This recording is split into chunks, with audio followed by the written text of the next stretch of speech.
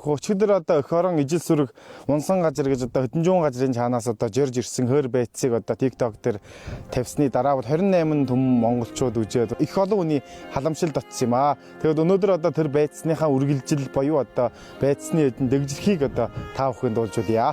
За миний байц бол унган дээр манай ах өгс юм аа.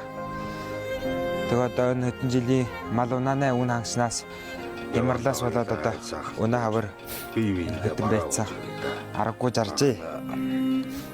За би энэ хэдэн байцаан бол одоо жахтар аваад жарсан юм аа. Тэгээд эндээс бас 300 газар бол байлаа да. Тэгээд тэндээс эргээд сарын дараа ингэж гүйж ирнэ гэдэг ч юм бас Монгол хүний сэтгэл тавч хэлэл бас аргагүй нэг нэлмэс унах марч юм шиг санагдах юм аа.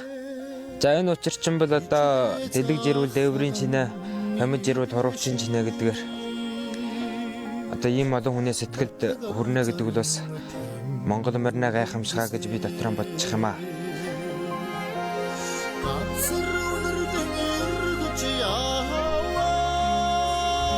За одоо чамээ унсан газар уул усанд онголё.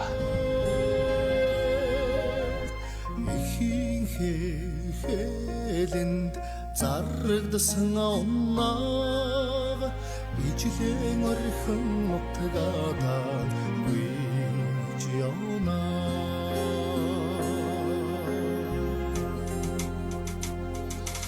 Айдас чигөөс хоргосон аян замынхаа